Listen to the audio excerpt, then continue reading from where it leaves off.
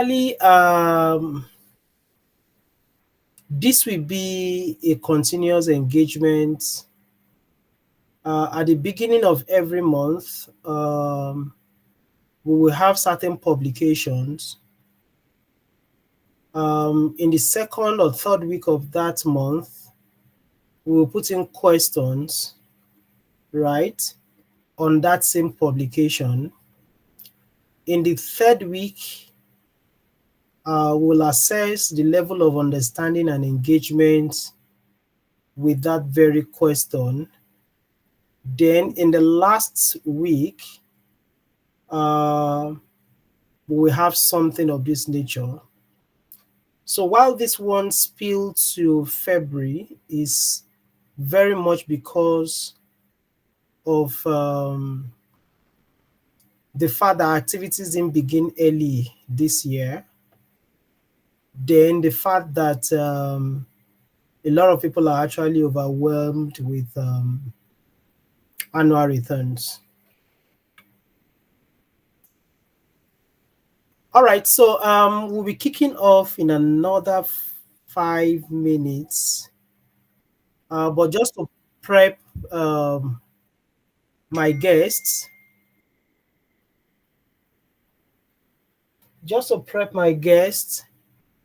um, under tax services, we have a publication earlier this month. I mean, last month rather.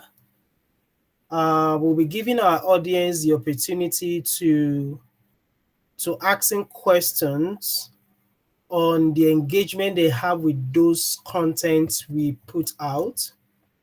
We also had a publication on audit services and financial reporting. We have been very logical in making this output in such a way that the topics, even though coming from various disciplines, are very much interwoven, right?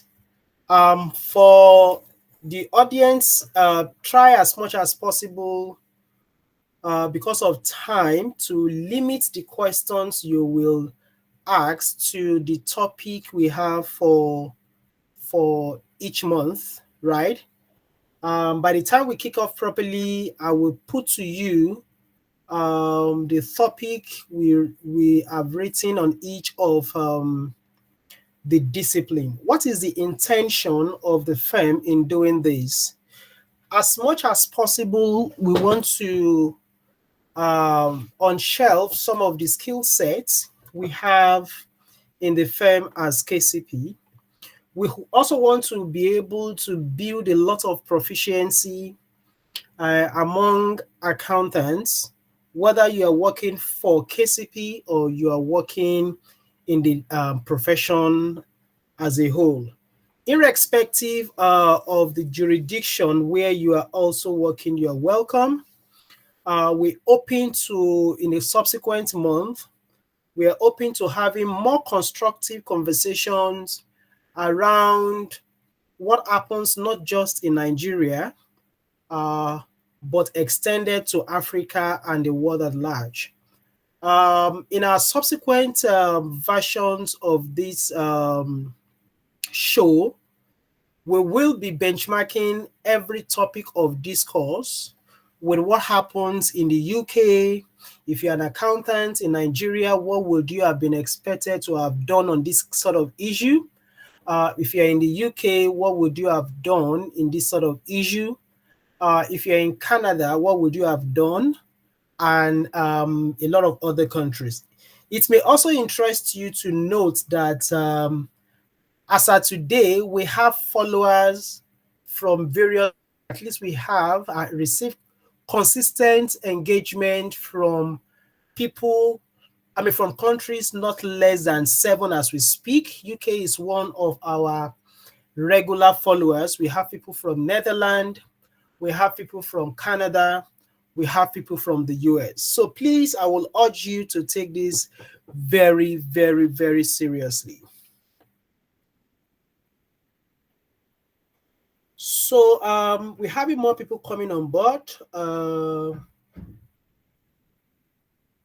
Exactly 6:05 your time. I will kick off 6:05 your time, 5:05 my time. Please let's have as many people on board and also prep your other colleagues who probably have been carried away with the activities of the day.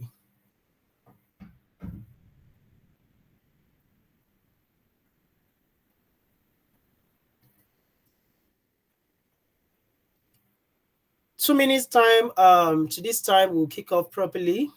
Please continue to prep your colleagues so that they won't miss out on the trail of conversation today.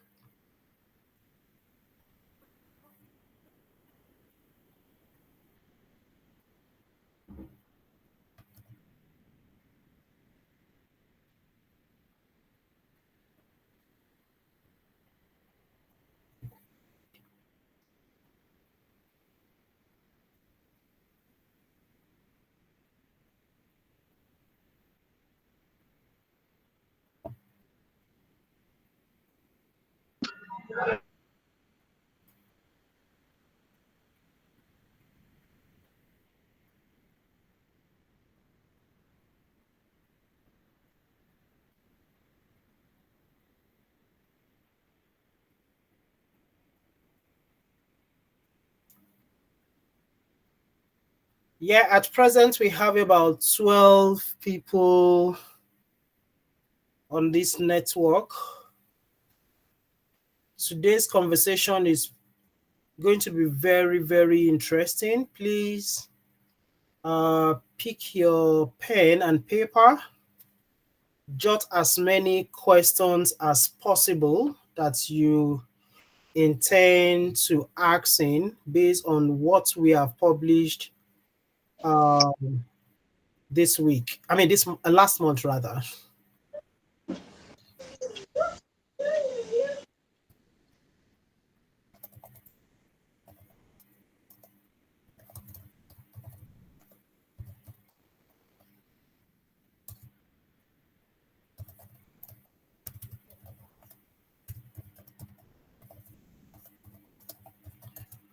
All right, it's exactly 5:05 my time, and believe it is 6:05 your time. So we're going to kick off.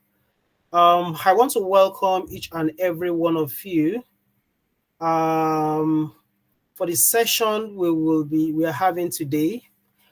This is the first of its kind in 2024. It's very important for me to stress that this is one of the social engagement product of KCP. KCP is a firm of professional accountants. So we tag this very arm of the social media engagement. We target question and answer with Cole and Associates. In the firm, we have a number of professionals across various disciplines. You will have the privilege of engaging with them in various areas of interest on the topic we have published during January 2024. So for those who have been following us on LinkedIn, earlier last month, we published three germane topics on three distinct courses, right? One is on auditing, the other is on financial reporting, and the last is on taxation. Among our regular followers, who can bring us to quick remembrance of what we published on auditing? We want to be double sure that we've been engaging with our content regularly to your best understanding. What was the topic that we published on auditing in January?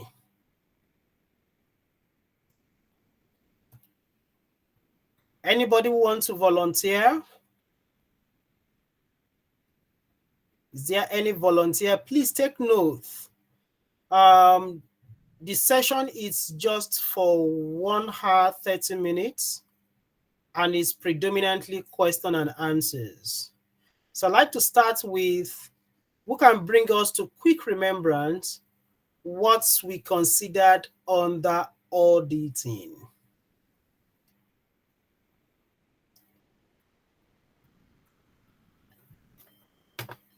Anyone?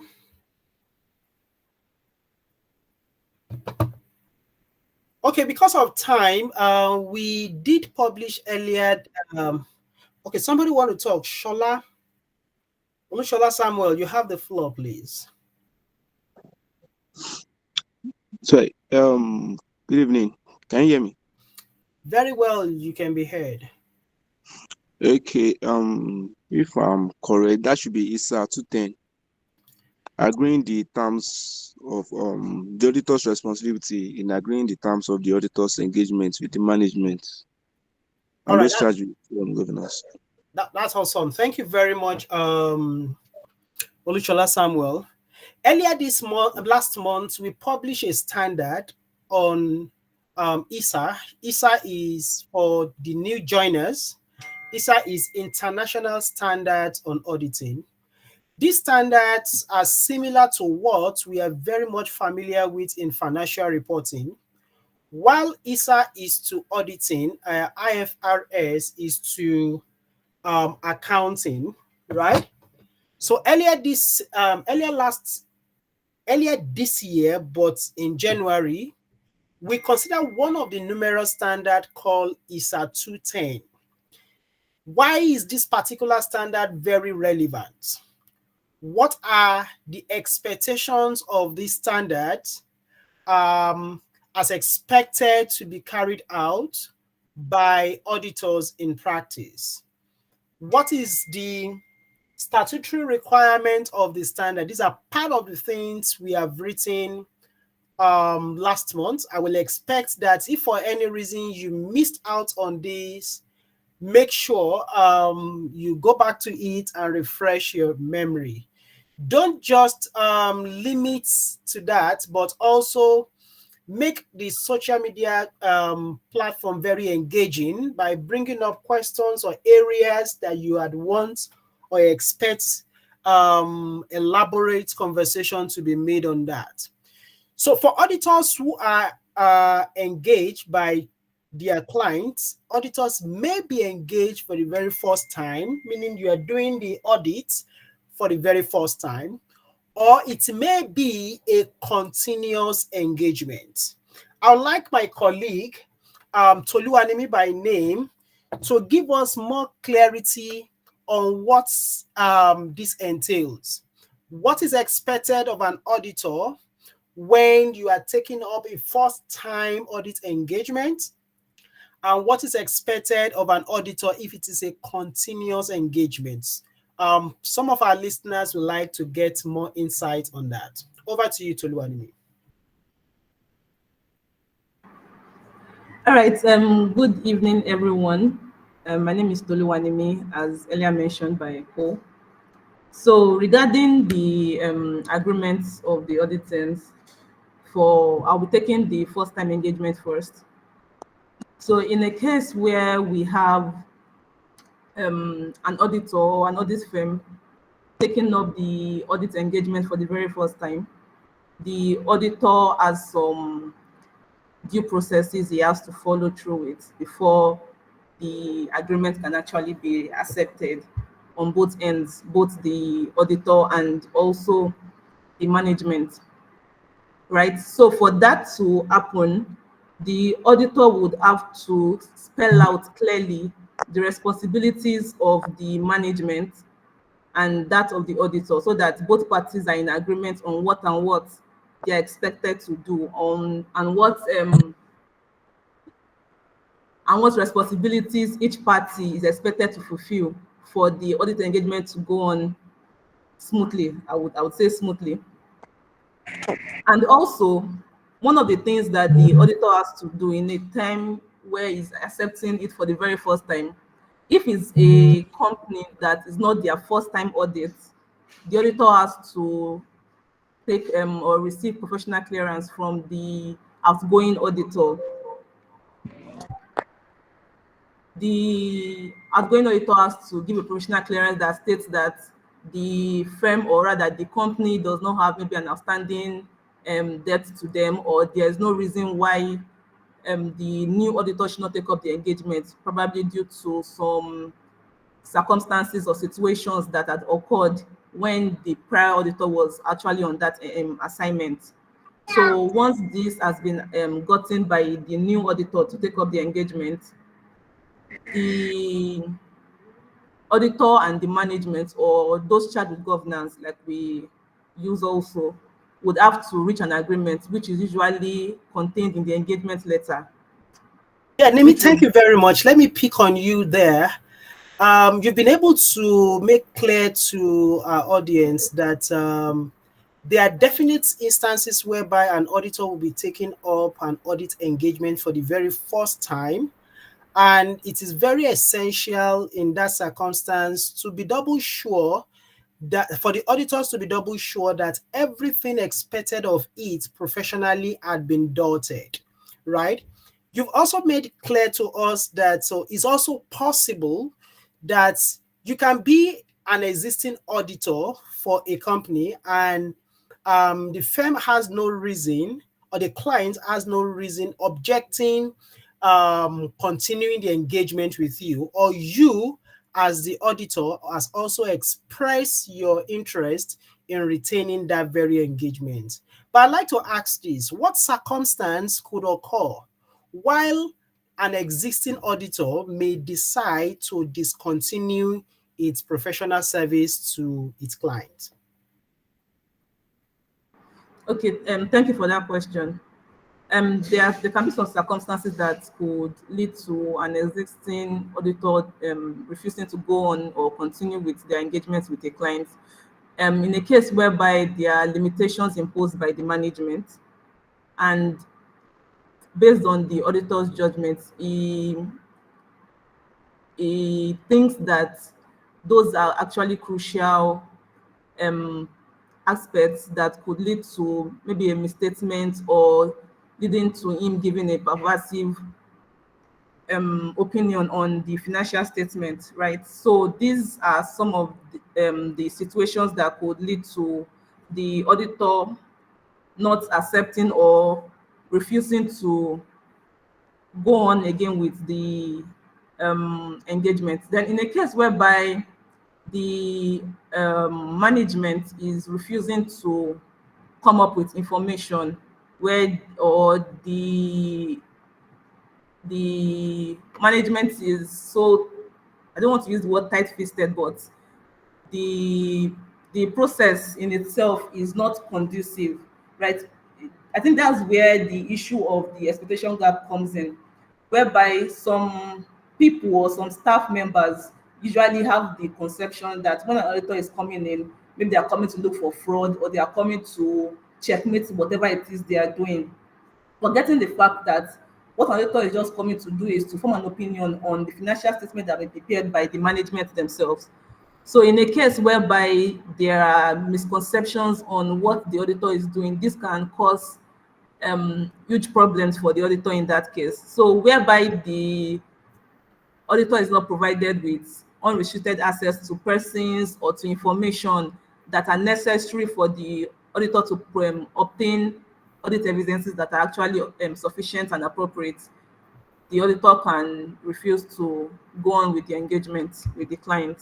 All right, thank you very much. For more clarity and for the benefit of all of our audience, you will agree with us that audit practice is a well-regulated discipline across various nations.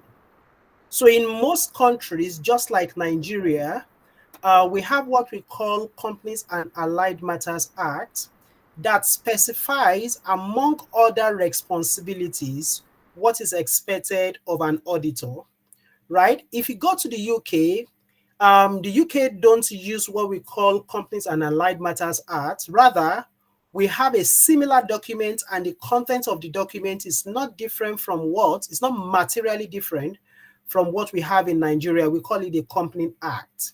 So when an auditor is on an engagement, if there are any reasons that will, on the side of the management, that will prevent the auditor from being able to carry out its functions as mandated by the statutory document, the auditor may, of course, consider the option of withdrawing from that very engagement. Right? Some of the provisions of this statutory document is that auditors are expected to have unrestricted access to people in the organization that will provide it with the necessary explanation and information. It is also expected that the management should accept and actually discharge its responsibility of preparing the financial statement. So this and much more are what the auditors are expected to consider, and if there is any infringement on its right as the auditor, he may consider the option of withdrawing from the very engagement. But Nimi, I'd like to pick on you again. In the light of, there are some circumstances that could occur that looks like the auditor may consider the options of withdrawing from the engagement, but ISA 706 actually gives some comfort. Can you highlight some of those instances that could warrant that the auditor may consider as an option to withdrawing, but it's not substantive enough for the auditor to withdraw from such engagement? After this very question, I will open the floor for others to ask any question of their interest in the areas of auditing before we create more time for other aspects of our content. Thank you very much for listening.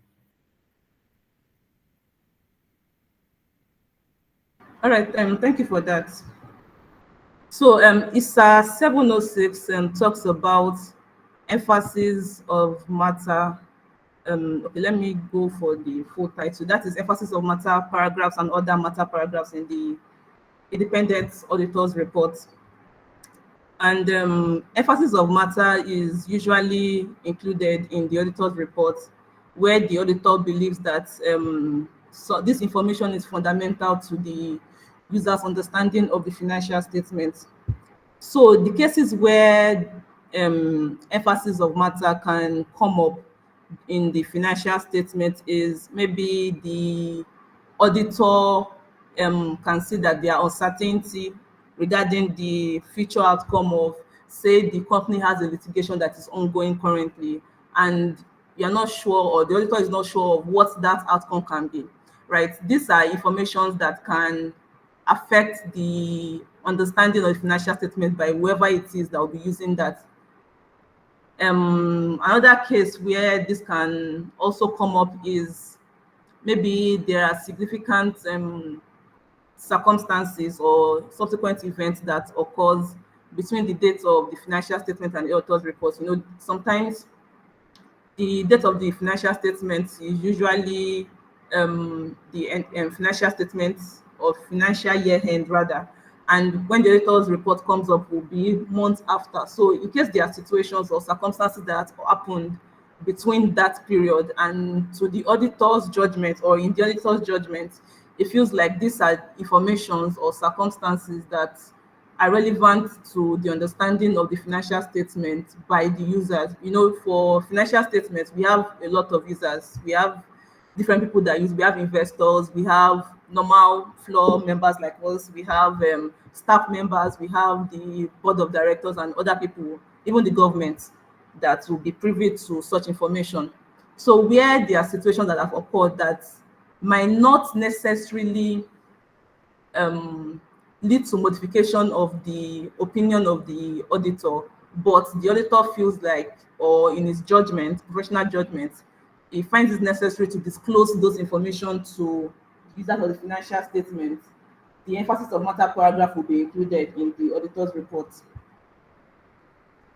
All right, thank you, Nimi. Thank you very much. Just in addition to what she has provided, ISA 706 creates a succor for auditors to consider in instances or issue that may arise, which graffiti is not as material enough for them to have on the premise of that withdraw from the engagement. Rather consider an option of drawing the would-be user's attention to circumstance that had occurred and what the auditor has done in the light of that. One of those cogent area is instances whereby you have picked up an audit engagement and you observe that the financial framework with which that financial statement had been prepared by the management is entirely different from what is obtainable in that jurisdiction, right? Auditors may have been tempted to saying, oh, if you are not preparing these financials in line with what is obtainable in your jurisdiction, I may not continue. So ISA 706 give you an instance to inquire of the management whether there are reasons in their own opinion where the use of those alternative framework will give more and fairer representation. We want to recognize the attendance of the presence of quite a number of people who have been here. We have Abiodun Adubu is one of our guests also. The person you have been listening to answering my question is Makinde Toluwalimi, the team lead of audit service. We have Afola Shade Elemide. I believe she has a lot to offer too. We have Shafe Banwo. Shafe Banwo, the names sounds appear very strange. I've not met you before. I want to give you a few seconds to just introduce yourself. Shafe Banwo. Hi, good evening, sir. Good evening. Good to have you. Yeah. Yes, yeah. I came across the program through LinkedIn, so I just joined from LinkedIn. So that's why it's strange. It's not like I'm a member of the staff of the company. Yeah, it's actually for everybody. We are happy to having you, and we love to see you around in in more of our content. I think we also have Adia Upai. Please, do I pronounce the name very well? Adia Upai, is that correct? Good evening, everyone. Good evening, Good sir. evening. It's actually Upa. You tried. Yeah, thank you very much. Yeah. Okay, so I've been following you since I think 2022, I guess. Oh, yeah, so I'm in interesting. the WhatsApp group, so I basically just follow you on LinkedIn and of course WhatsApp here too. So Yeah, thank you very much. Thank you very much. thank you too. Yeah, we also have Damilare Idowu. Damilare Idowu, would you mind just quickly introduce yourself? We want to create this platform to also be a social asset for everyone. Good evening, sir. Yeah, good evening, Damilare Idowu. So, like you said, my name is Damilare. I'm an accounting student at Obafemi Awolowo University, 300 level student. And I've been following KCP on LinkedIn and following you on LinkedIn as well. So I've been following the newsletters as well. So I decided to join the session. Thank you very much. We're very much happy to have you, and we love to have more of you. Fake Sam. I have Fake Sam. Sorry, who is that? Fake Sam. Fake Sam, are you there? Do I pronounce the name very well? Sorry, it's actually an alias. It's Sam Fakunle. So that's it. Oh, okay. I actually came across the link on a brother's statement. So, I actually come across the link on a brother's status, so I decided to join and follow. Not that I'm really a member. Yeah, awesome. We are very much happy to have you. From time to time, I will come back to those introductions, but let me just pick this very other one, Olola. I believe it's the Olola I know. Olola, would you mind just introducing yourself? Yeah, sure. It's Olola, you know. Good evening, everyone. Yeah, Olola, good evening. My other audience would like to know more of you, please. Oh, okay. I know I've been following KCP since like forever. I'm a very big fan. And then, okay, I'm Ridwan Salam. Okay. Ridwan, good to have you. Good to have you. Bad account. And a CISA. And I'm CISA qualified too. I used to be a big follower, and I'm still a big follower of Cole. Cole happens to be my boss, someone I've learned a lot from. And then I can say that in my success story, I can't say the number of pages it will take, but trust me, it will be there. And then Thank you very much, Alola. Good to have you. Yeah, good to have you. So I will call on other ones as we go on, and as other people also join, I will give a recognition to you. Please, this is expected to be a continuous engagement, at least all through the year. It's an avenue for people to give us feedback about what we've been doing.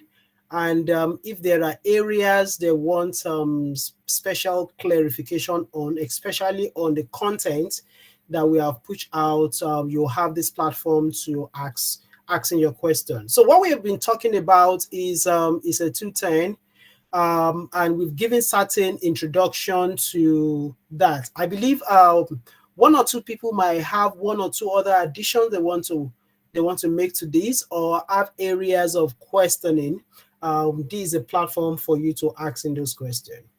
So put up every of your question and just indicate, and I give you the go ahead to talking.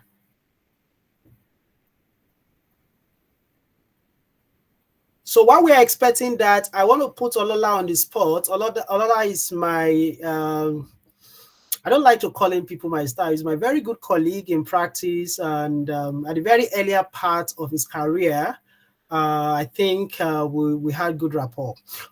Comparing what you have learned in auditing vis-a-vis what happens in the IT audit, how do you think this particular standard we are considering today is applicable? Let's quickly hear from you while we expect questions from others.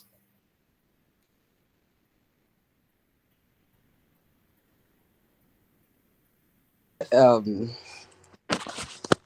think I just saw this, and can you point me to the standard we are trying to? Okay, yeah, the standard we are talking about is ISA 210. That is in terms of engaging.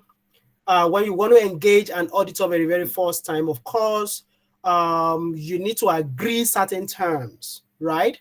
Some of those terms is the auditor must be appointed. The auditor must respond to that appointment by an engagement letter. That has been the custom. But why we raise up this concern is that we don't just want people to assume that it's a routine activity. There are certain things that need to be considered before an auditor will respond with an engagement letter. So I want you to marry this to what happens in IT audits. To what extent do you consider this, or is this applicable, or do you have a distinct standard that you consider in an IT audit? Yes. So I'm to respond to my voice is up. If I'm to respond to that, so most often IT audit comes from the part of supporting the assurance team. That's the core assurance team. And then when we come in as after the agreement has been reached and the engagement letter has been signed.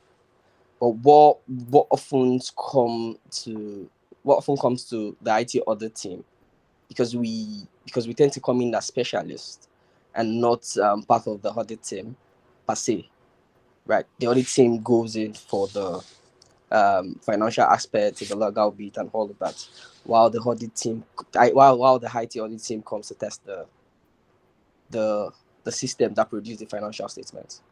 Okay. Sorry, I had to cut you. You've not been involved at the point when the client is being considered as viable or not viable before now? No. The only time we'll come in is when if it's a new client, we then tend to review the prior year ML and the issues that were raised. Okay. Thank you very much, Olola. Thank you very much. I have somebody's hands up. Ojo Ifeolua, you have the floor, please.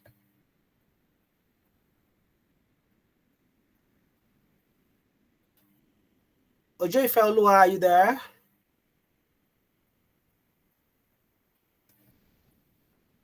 While we're waiting for Ojo to unmute us.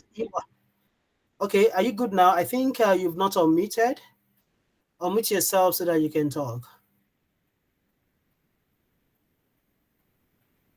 Ojo is still struggling to getting that done. We have him here, Adebite Ademola. Ademola, just say hi to the audience so that they can know you are here. Ademola, are you there? I'm here. Yeah, this is Adetola. Oh, okay. Adetola, how are you? Yeah, I'm fine. Good evening. Good evening. Good to have you around. How long have you been following us? Oh, I just joined not quite long. Okay. A friend of mine posted it on WhatsApp, so I feel that I'll need it in the long run. Okay. It might also be good for you to follow us for regular updates on LinkedIn and other social media handles. Okay. Ojo, are you ready now? Is Ojo ready now? Other people can also ask their question, or you also have the option of sending the question through the chat box so that we can read it out. If some people are shy, people shy. It used to be like that before. Okay, Damilare Dowu, I think he also raised his hand. Quickly have the floor, please. All right, thank you, sir. So thank you for the exposition you've given so far. It has been quite insightful. So my question is this: if the prospective client is one that operates in a specialized industry, so what are the key considerations an auditor must put into place before they accept such engagement? Your network was breaking at a point. Do you mind repeating the question again? All right, please confirm if you can hear me now. Very well, I can hear you now. All right, so my question goes thus: if the prospective client is one who operates in a specialized industry, what are the key consideration the auditor has to put in place to ensure that they understand the business environment of the client and to make the decision on whether to accept the audit engagement or not? Oh, very good question. Very good question. Let me push that to Toluwanimi Makinde to give our input for. Then I will then wrap it up. Toluwanimi, are you still there? Yes, I'm still here. Yeah. Do you get a question from Damilare? Yes, I did. What's your view? Okay. My view personally is if a client operates in a specialized industry or business environment, the auditor will still have to make their findings, right, to understand or try and understand the business process of such a client. And that can be done through normal research, going online to check about the business process, or if there are similar companies that also operate in the same industry as that client, to have a better understanding. Then the auditor could also have a little bit of meetings here and there with maybe key persons in such an organization to have a better understanding. Then from whatever information the auditor is able to gather, the auditor will go back in-house and see if the firm has the capacity to actually handle such audits in that case, right? It's one thing for an auditor to be an auditor, right? Another thing to also have the ability to audit some specialized industries.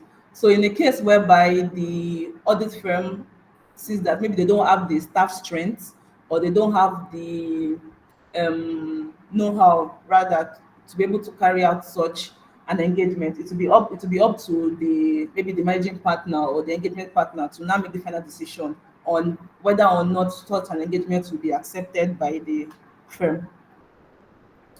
Yeah, that's a very good one. To put further context to it, every sector of the economy is very important, but some has certain peculiarity than the other.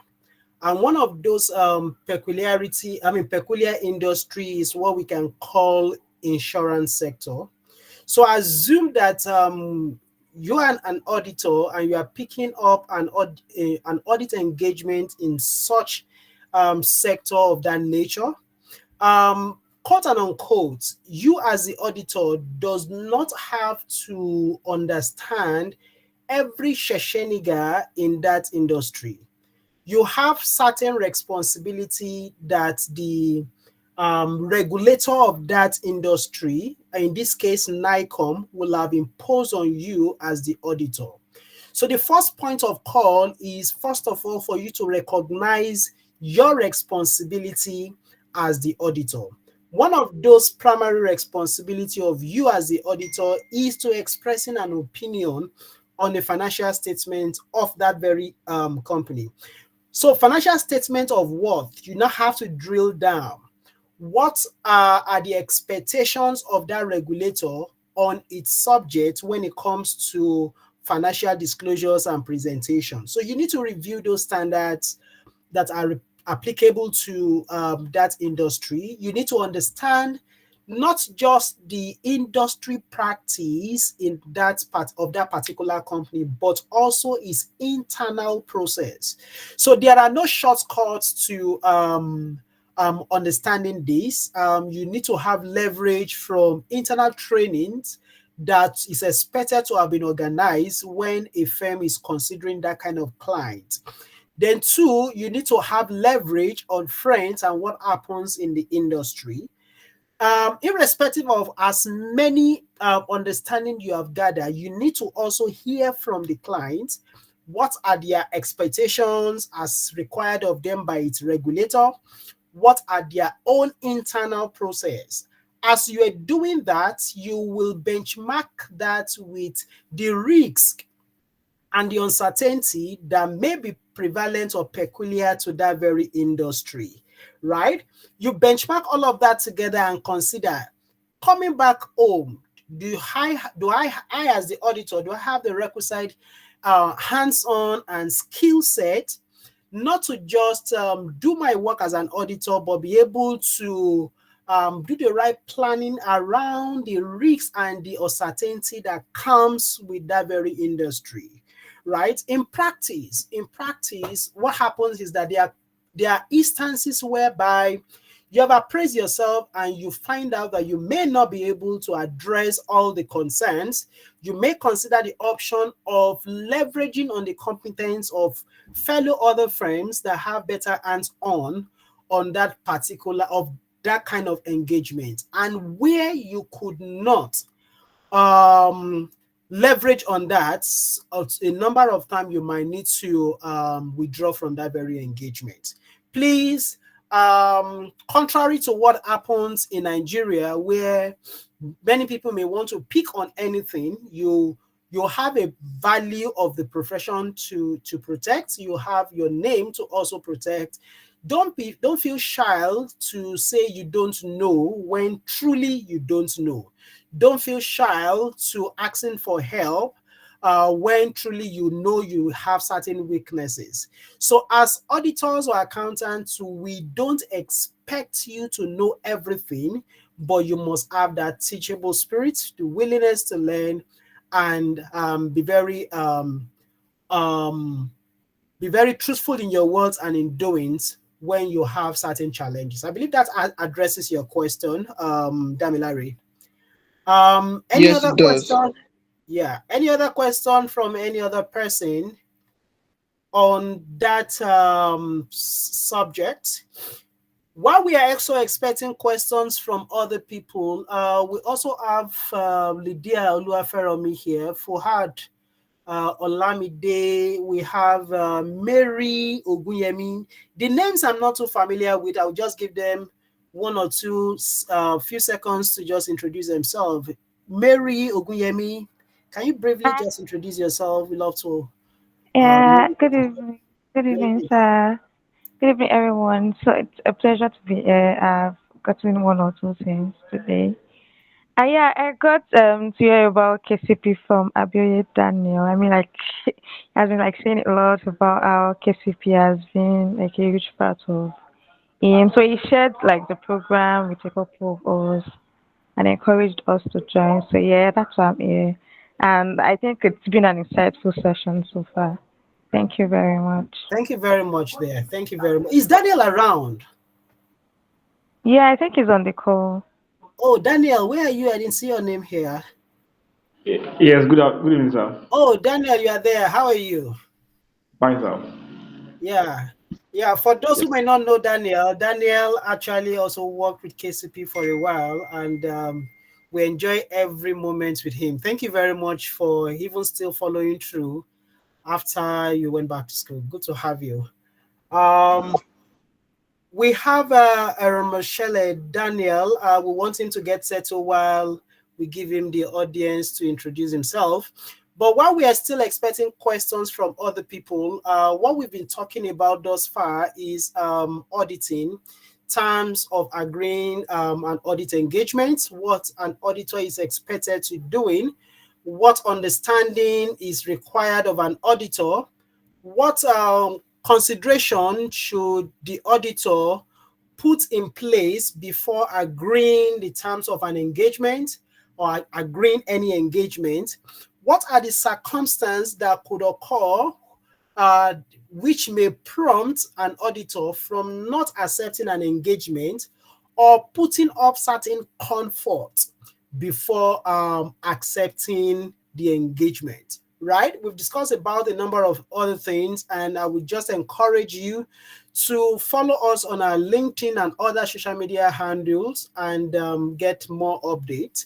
Right. Another thing we want to quickly consider within the limited time is we've looked at what the auditor should do. We also had a publication around what is expected of the accountants or the directors of a company when it comes to getting prepared for an audit exercise, right? Every organization, irrespective of the jurisdiction where it operates, is expected to preparing its financial statement. The financial statement is taken as a stewardship report of its activities over a defined period of time. In that our publication, we did emphasize certain responsibility on the side of the management to discharging their responsibility. One of the responsibility is that the directors of the company must accept, not just because that is the only option, no, but they must know that there are statutory responsibilities imposed on them by the applicable statutes in that country and in the industry where they operate. I did emphasize this before. The applicable statute in Nigeria is the Companies and Allied Matters Act. If you want to know of any primary documents that specify of what should be the responsibility of the directors of a company when it comes to financial reporting, it actually originated from that document. It is also same documents that impose definite responsibilities on the auditor when auditing companies expected to be audited. This document is now to use or expected to be used in addition to other specific industry legislative documents. So, for example, I have a client that operates in the banking industry. The primary document is the CAMA, and that is expected to be used in addition to BOFIA. So I have one of my colleagues here, Alex, who will be doing more justice to this particular topic. Alex will put you to standing what definite responsibility has the directors? What do we mean by elements of account? What should be the components of the financial statement when one is to be prepared, and a summary of what the directors do in doing justice to that. Alex, are you there? Is Alex still there? I'm there. All right, Alex, you have the floor. Okay, good evening, everyone. Alex, you're a bit faint. You might need to add a little volume to your voice. Okay, good evening, everyone. So,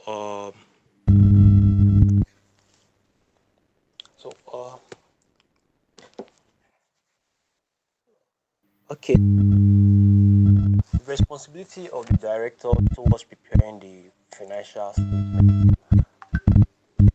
Okay. Okay. Can everyone please there? Alex, are you in transit? No, I'm not. Yeah, Can yeah, you go get ahead. me? Yeah, we can hear you. Go ahead. Yes. So the responsibilities of the director towards preparing a financial statement. So this is embodied by CAMA, that's the CAC Corporate Affairs Commission. That's the CAC document. The responsibilities of the directors are stated under the regulatory body, which is CAC. So the CAC are responsible towards they are governed with this with their regulatory act, which is CAMA 2020. So in CAMA 2020, it states the responsibility of directors, what is expected of the directors in preparation of the financial statement. So what are the duties of these directors in preparing the financial statement? So they must ensure that the accounts, it is their role or their responsibility as directors to ensure that the financial statement is fairly presented. That is, it shows a true and fair positions. So it's also their responsibility to detect fraud. So among these two, it is not the responsibility of the auditor to actually come and be detecting fraud, and it's not the responsibility of the auditor to be preparing the financial statement. So based on that, the auditor is only meant to perform examinations based on what the directors have already done so far in the course of their operation for the year. So the sole responsibility of the directors towards the audited financial statement is for them to prepare a true and fair position of the financial statement. Alex, thank you very much. Let me quickly put you on the spot again. Who has the responsibility to actually installing internal audit process to guarantee the fairness of whatsoever that is presented? I think you should talk a little more about that too. Okay, thank you very much, Cole. So it is also the responsibility of the directors to create internal controls within the organization, not them just creating.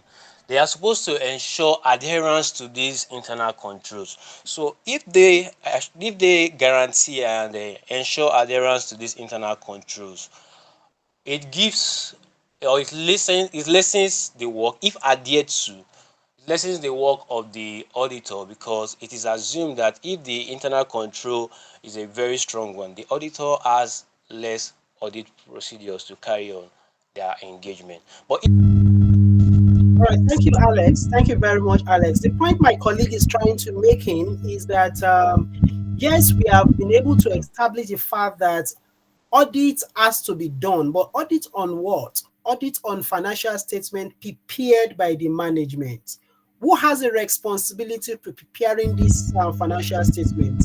In the wordings of Alex, we pointed out that it is the directors of the organization. Where do we get the idea from? Does it just jump from anywhere? No, as we have seen today, that responsibility is imposed on the management or the directors by CAMA. CAMA, if you're operating in Nigeria, Company Act, if you're operating in the UK. If there is anybody operating in any other country, or joining us from any other country other than these two countries, we'd like to hear from you.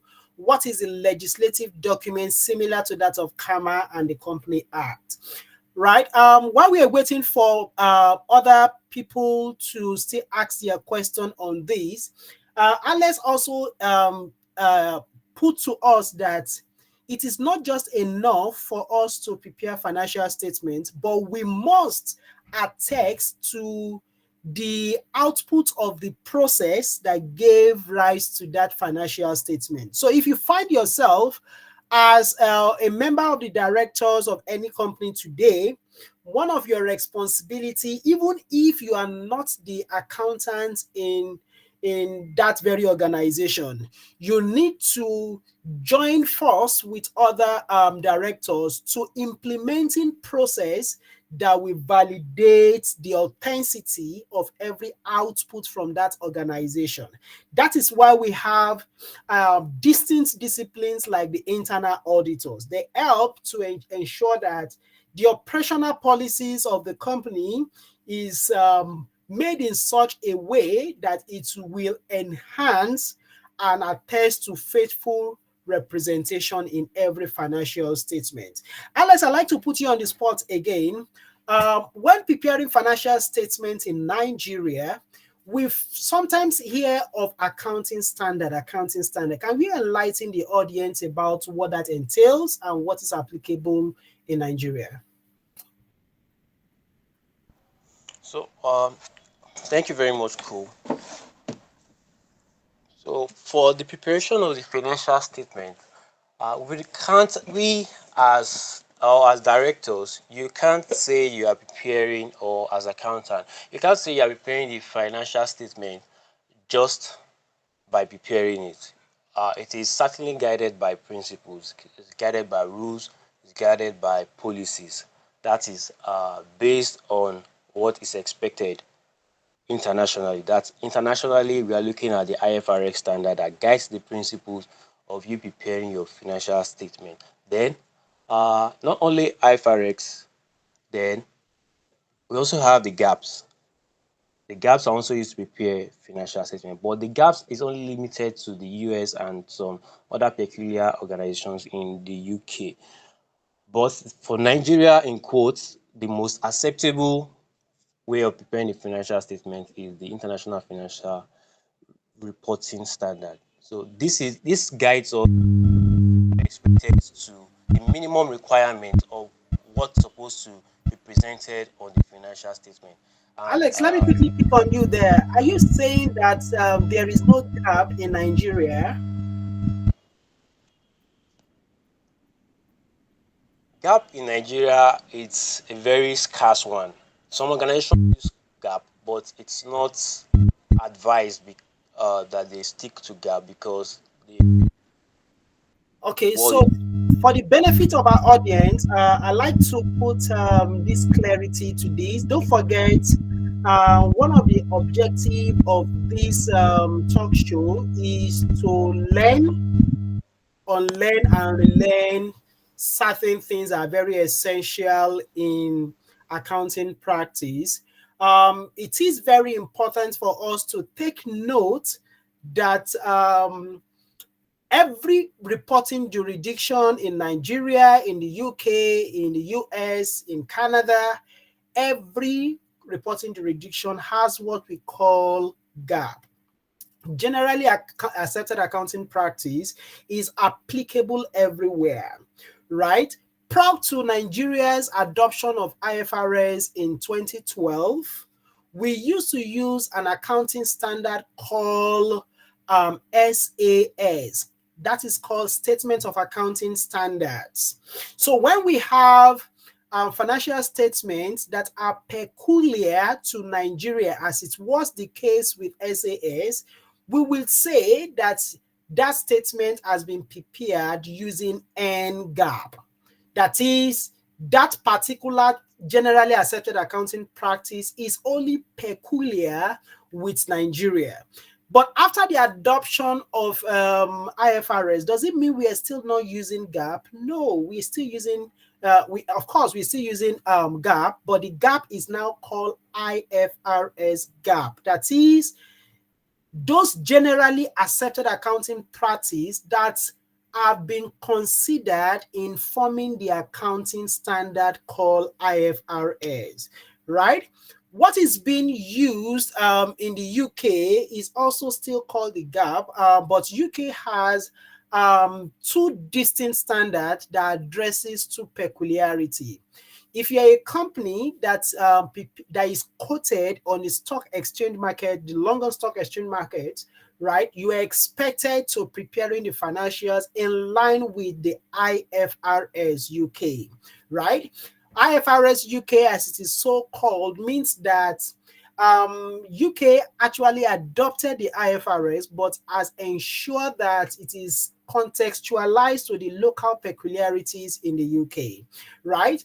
But for small companies who are not, whose obligations are not rigidly regulated, and they don't have to adopt IFRS because of the extensive disclosure required in the IFRS, what is being used by or expected to be used by those countries, by those companies, is called the FRC, Financial Reporting Standards. So at present, we have FRS 101, 102, 103, 104, and 105. Maybe time in future will permit us to do a much more elaborate justice to these. But why do I emphasize this? We have students amongst us, we have accountants in practice amongst us, we have firm owners amongst us. It is very much important for us to learn, relearn, and unlearn some of the wrong notion we've had about the practice, so that collectively we can uphold the values of this profession. I believe we've added some little flesh to your proud understanding of some of the discourse. Alex, thank you very much for what you've done. But please take note that GAAP, as it's being used, is applicable across every country. Because US has its own peculiar standards, we call it the US GAAP. If you go to the UK, the UK GAAP. If you go to Nigeria now, because what we are using is IFRS, and our IFRS has not been contextualized to Nigeria, hence we call it the IFRS GAAP. Please take note of that. Before we go to the next thing we will be considering, please, is there any question from anyone about what we have written on this topic, financial reporting? What obligations is required of audit of management when they are preparing or getting their financials ready to be financially audited? How do we even prepare these financials? What do I need to know about the accounting standard? How much of the accounting standard do I even know? We have written on so many topics before now. Please take time to refresh your knowledge about these. We have IAS 1, which is the very, very first one, but there is an ongoing conversation around the fact that part of IAS 1 will be repealed. So you might need to do going back to your drawing board to doing some research about the upcoming IFRS 18, right? And we have a number of other standards we've written about.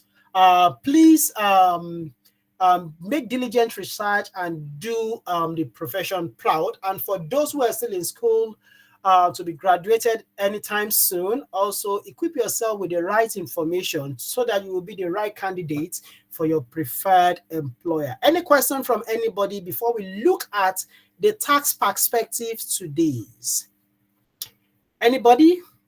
While we are waiting for more questions, I think I have a couple of other people that joined. Emeka Atuyi. Please, I'm so sorry if I didn't pronounce the name out. We have a few seconds to just introduce yourself. Emeka Atuyi. Is Emeka there? Hello, everyone. Good evening. Good evening, Emeka. Good to have you around. Just give us a little brief about yourself in 10 seconds. Okay, Emeka Atuyi is my name. You got the surname almost correctly. Yeah. and I'm a consultant working for a consulting firm on the island. Thank you. Yeah, good to have you. Good to have you. Thank Okay. you very much. We have Aramoshele Daniel. Aramoshele Daniel, are you there? We are so much very happy to having you here. Hi, good evening, everyone. My name is Ramoseli Daniel. Yeah. I'm an accountant. I work with an FMCG firm also too. Thanks. Yeah, good to have you. Good to have you. We have Olotu Onilola. Olotu Onilola, are you there? Is Olotu Onilola there? Just Yes, sir, I'm there. Good evening, yeah, everyone. good evening there. My Just name is few Oyinlola. seconds to introduce yourself. Okay, my name is Oyinlola Olotu. I work in a financial institution. Thank you. All right. I hope you've been enjoying the content of this conversation. Yeah, very well. Thank you. All right. We also have one of our new joiners, Samuel Olaleye. Samuel Olaleye, are you there? All right, good evening, everybody. Yeah, good evening. Good to have you around. Few seconds to just introduce yourself. All right, I'm Samuel Olaleye, so I'm a contractor, so I find this interesting, so I join. Yeah, good to have you here. Thank you very much. I'd like to reiterate again the primary essence of this conversation, as we hope to having it at least once every month all through the year, is to add to the pounds of flesh of understanding we all have about accounting practice, audit practice, tax practice. We also intend to extending and benchmarking our conversation, not limiting it to just what happens in Nigeria, but benchmarking it in with some of the other prominent jurisdictions across the world. So in any of the discourse we are having, if you have certain views, you feel free to ask questions or make your own contribution to the conversation. We'd like to hear your view. And you could also give us feedback about certain areas of topical issues in the practice you might want us to also bring to limelight. We'll be very much open to having that feedback.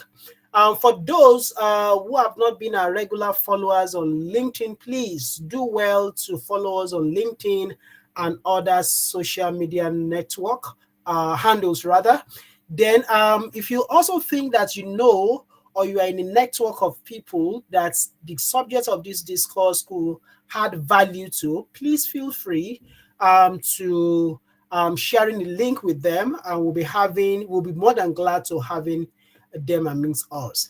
All right. From the beginning of this discourse, we started with ISA 210, which imposed responsibility on the auditors, not just to be quick at jumping at any engagement, but to consider salient facts, salient conditions, preconditions, post-audit conditions, during audit conditions that could enhance the attainment of their primary objective. We did discuss and align that with the relevant provisions of ISA 706, which provide certain conditions or instances that could occur, but not sufficient enough for the auditor to withdrawing from those engagements, right? We went further. Because of time, I won't go so much in depth into it. We went further to having a little talk shop about the responsibility of the directors of a company as regards financial statements preparation. We're able to establish a fact that every organization has a responsibility of preparing its financial statements. And we did clear that wrong notion that auditors are responsible for preparing financial statements. It is not their responsibility. It is not what they're expected to do. Even sometimes, if incidentally that is done, that is not their primary responsibility. So it should be noted that management has that primary responsibility of preparing this financial statement. What then happens in instances whereby these financial statements are not prepared by them? They have outsourced this responsibility to the other entities or individuals to do it. Who will take responsibility? It is still the directors. So, all right, so we've been able to establish that. We also emphasize the need, as stated in the legislative document, that their responsibility don't just stop at preparing financial statement, but they should also implement systems, policy, and process that will validate the outputs, input into this financial reporting process, and the eventual output of it. It is very much important to stress the fact that every organization that has earned a taxable profit has certain tax obligations to the environment. I have one of my colleagues that will be giving you a little more brief about that. She will give you an understanding about the structures of business organization in Nigeria, that is a sole proprietorship, which is a form of business organization. Partnership is a form of business organization, incorporated entity, and she will give you in a very concise form tax obligations and responsibility of each of these entities. Please join me as I welcome Abiodun Adibu. Abiodun, are you there? Thank you very much, Cole. Yeah. Good evening, everyone. Good evening. Okay, so for structure of organization, we actually have different types of organization. We have the sole proprietorship, we have the partnership, and the limited liability company. So for sole proprietorship, this is a kind of business in which the owner of the business has a direct link to the business. It's a one-man business. The owner of the business is the one that controls the business and the likes. For partnership, this is a kind of business structure in which 2 or 3 people come together in order to have the business registered and come up with a business idea in order to form to solve a problem in the organization, in the country as a whole. Why a limited liability company is that company that is duly registered with the CAC as an incorporated company and has a limited liability status. So that means what that means is that it is a legal entity, meaning that the business is separated from the owner. So what that means is that any activities of the owner of business is distinct from the business. So in cases of the business liquidating or winding up, being a limited liability company, the assets of the owners, of the shareholders of the business will not be used in settling any debts that arise from the operation of the business. Okay, so each and every of these businesses having different organization structure actually have different tax implications. So let me start with the sole proprietorship. So for a sole proprietorship, I mentioned the other time that a sole proprietorship is actually a one-man business. So meaning that the business is not distinct from the owner because they are not registered as a legal entity. The only form of registration that happens for a sole proprietorship is the registration of the business name. So in tax perspective, the business as a whole is not recognized for income tax. So meaning that the income that arises from a sole proprietorship business is actually not subjected to income tax. Rather, it is the income of the owner of the business that is subjected to what we call a personal income tax. So being a sole proprietorship does not exempt you from other tax responsibility to the federal government. As a sole proprietorship business that operates business in Nigeria, you could also start as a VAT agent, meaning that if your business is vatable, you can be registered as a VAT. If your business is vatable and you've not met the threshold for businesses that are exempted from VAT, you are expected to be registered as a VAT agent and remit to the government whatsoever VAT you've deducted from revenue from the sales of your products. Abe, permit me to hold on, Abe. Permit me to pick on you there. Abe, are you there? So that means your transaction with some of your vendors that are liable. Abe. Yeah. Sorry to cut you. Permit me. You've made a very important point, and I'd like to pick on you there, so give direction to this discourse. You did emphasize that some businesses are vatable and some businesses are not vatable, right? If you're looking at the vatability of business, what relevant document do you think our listeners should actually pay attention to? Okay, looking at the vatability of a business, actually, in line with the businesses that are vatable and the businesses that are not vatable are actually well comprised in line with the first schedule of the VAT Act. And we have businesses like the educational businesses, we have the pharmaceutical businesses, we have every exported services businesses that actually not vatable. So, for instance, now, and also we have educational businesses as one of the businesses that are VAT exempted in the country. So, Okay, as a Abby, hold on, ma. So sorry, so sorry, I had to cut on you. I mean, interrupt you again. expected to Abby, are get you there? some VAT exemption. Abby, are you there? Yes, I'm there, sir. Yeah, I'm so sorry because of there won't be so much time for us to go into details, but I want to be double sure that we actually spot on those very relevant areas. You did emphasize that according to the Value Added Tax Act, it gave a list of businesses that are VAT exempt. There is usually this confusion around, if I'm VAT exempt, do I really have the obligation to filing VAT even if I am exempt? What's your Okay, thank you very okay. Say something. Hello, Cole, are you saying something? Yeah, I'm asking you. I just asked you that you did mention that some businesses are vatable, that is, they have VAT obligations, right? Yeah. And some businesses don't have VAT obligations, right?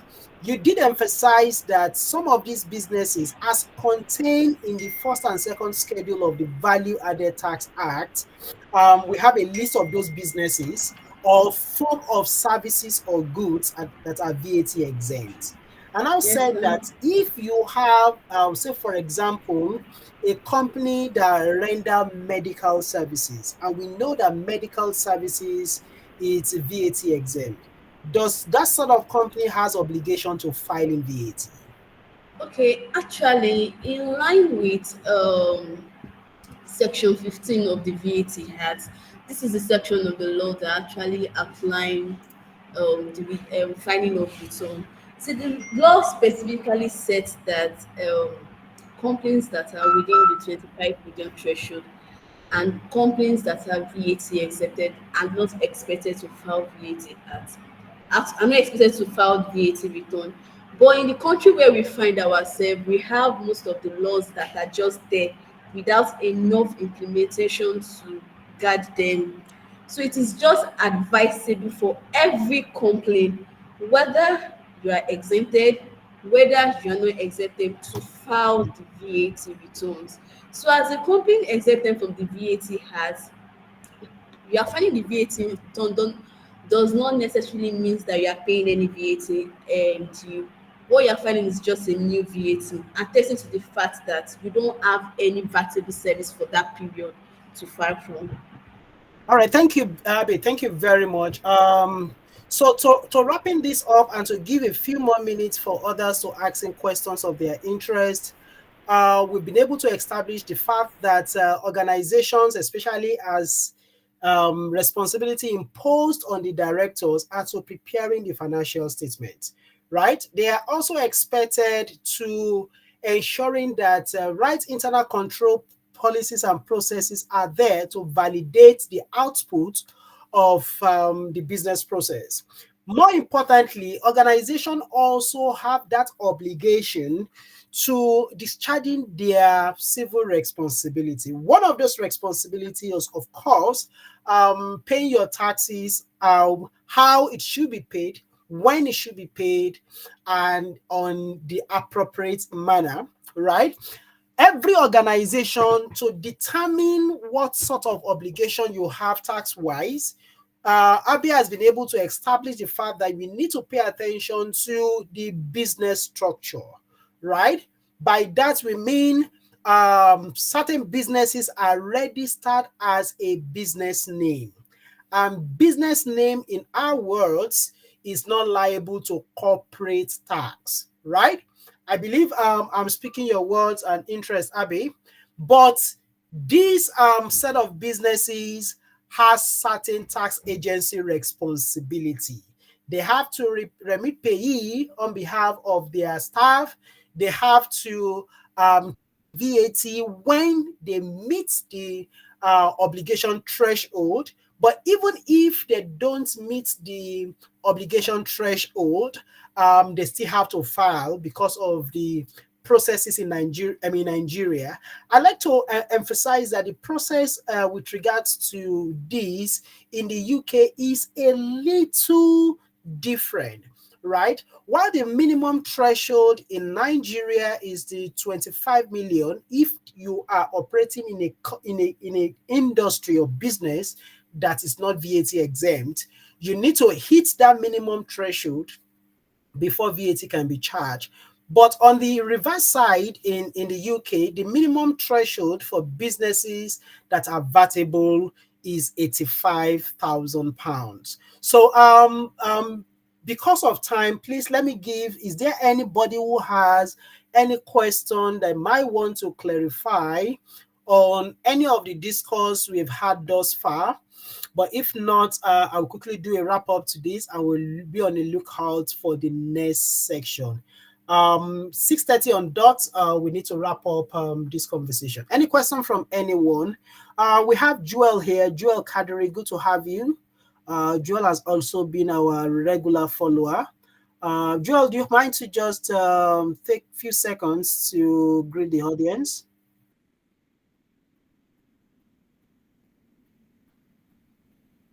Joel, are you there? Okay, I think Joel is struggling with his network. We have Kazim Amidou. Kazim Amidou is a staff of KCP. Good to have you. We have Samson Uwana, and that is one of the brains behind this particular program. And Wichi Chiamaka, I believe I've called on anybody. If I have had any oversight on anyone, please I tender my unreserved apology. Right, any question from anyone before we wrap it up? Shafe has a question. Shafe, quickly have the floor. Okay, thank you so much. So mine is not really a question, it's just like a suggestion, actually. With this section has been an impactful one, an insightful one, but I don't know if we can have access to the audio so that we can like go back to kind of have a better knowledge of what has been discussed this night. All right, a very good contribution. We will share the link to this. Every of our video content is usually available on our YouTube channel, right? The link to that will be shared to everyone who has participated in this, right? Then the link also to the YouTube will also be shared via our LinkedIn platform tomorrow morning, so that through that you can link the YouTube channel and get more insight about it. But beyond all that we have discussed here today, we have so many content on various topical issues that we have already on YouTube. We have so many content that we have also discussed on LinkedIn and other social media networks. Please do follow us in all of these social media handles so that you can have, you can make reference to the past and also have updates on the future discourse. Thank you very much, Shafe. I believe that addresses your question. Any other question from anyone? Any other question? Any other question? I believe we have done good justice to this discourse. I'd love for us to continue, but time will not permit us. Please, the goal is together sharpen the competence of every accountant, whether in Nigeria or in any part of the world, and KCP is committed to giving you this very regular update. We are not just committed to every accountant, but also everyone, whether with accounting background or otherwise, that have interest in refreshing their understanding of accounting and related topical process. We're very much open to helping you on that. If you have any area of concern in accounting, please feel free to reach out to us. Our website is www.kcp.com.ng. You have regular updates to getting across to us there, right? Whether you work with other firms or you work in the industry or you own a business of your own, please feel free to reach out to us. Number one is we want together reform and rebrand the accounting practice, and every other thing can follow, right? Let me give the podium to Toluwanimi to give our final words on what we have discussed today. We can do that in a few minutes. Toluwanimi, over to you.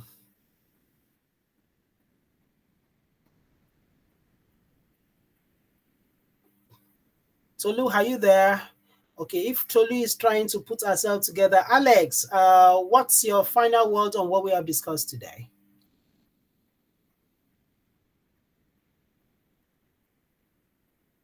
I think people are struggling with their network.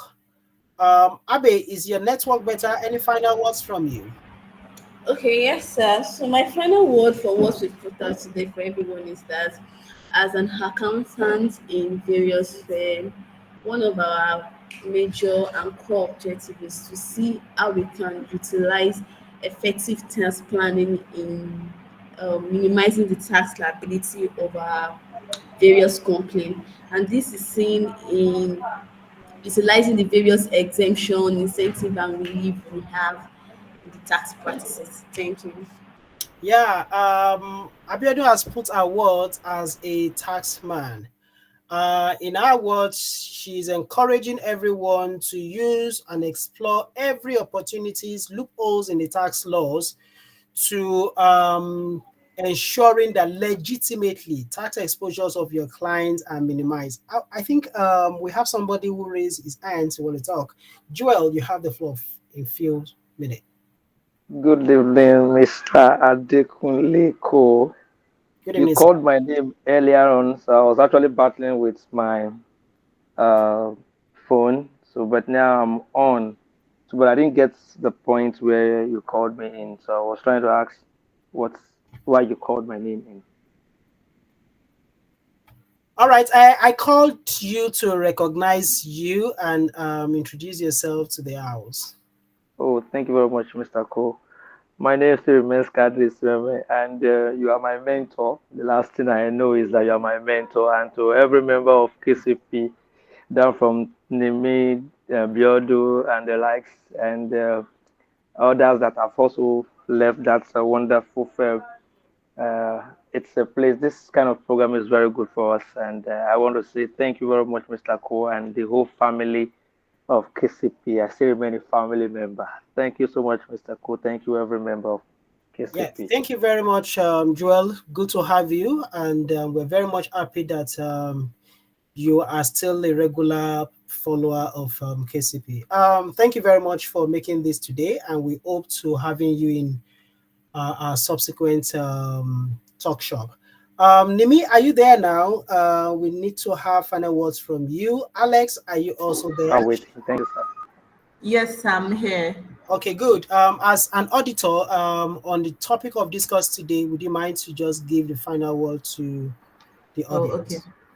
All right. So I think what I would just say is that for whoever would be looking into going into audit practice, agreement is key because clarity to responsibility also, because number one, if you're operating in a country like Nigeria where people tend to mix up roles, you might end up doing beyond what you're expected to or what the standard says you should do.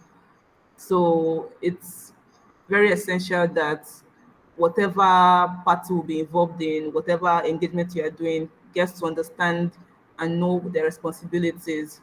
And also for an auditor, you must always have your professional skepticism up.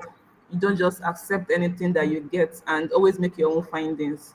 So that's what I would say. All right, thank you very much. The auditor in NIMI has spoken. Agreement is key, and ISA 210 has given us guidance on how to align in this. Know what you can do, know what you should do, know your responsibility. Make clear to your clients also what their responsibility is. Where there are misconceptions, follow the laid down principles as given in the standard as a way to manage situations. There is no auditor without professional reservations, or what we publicly call professional skepticism. It's very key. Always believe that there is something that can be done better in every issue that you come across. That will make you to have a very probing mindset about every issue. That will also help you to mitigate potential litigation that could arise from expectation gap. Thank you very much, Nimi. Also, there is no auditor without being rich in your understanding of ISA. ISA is your ultimate guidance, the pillar, the Bible, or the Quran to your audit practice. Please enrich your understanding of this. We'd love to hear from Alex too. Alex, from the financial reporting perspective, what's your view, sir? Okay, thank you very much, Cool. So my one and only advice is that the course of financial reporting is guided. It's not to be. You shouldn't use ordinary understanding to prepare the financial statement. You have to look out for the guidelines, the principles, what the standard says before you actually making out your decisions. So the standard, the IFRS, the GAAP, the applicable standards, they are what will guide every accountant on how to prepare their financial reporting very well to show a true and fair position. So that's my own say as an accountant. So the financial reporting standards are your guide. Don't deviate from it. All right, thank you very much, Alex. Alex has put to us that accountants are to uphold their financial values, and that you can only portray by your rich understanding of what GAAP is, which one is applicable, which reporting jurisdiction you are reporting from, and what is the applicable accounting standards there. I like to include this. Don't just limit yourself to your current reporting jurisdiction, because even as your company expand in its process, it may cut across certain jurisdictions which applicable reporting standard may be different from what you are already familiar with. Please go beyond the average.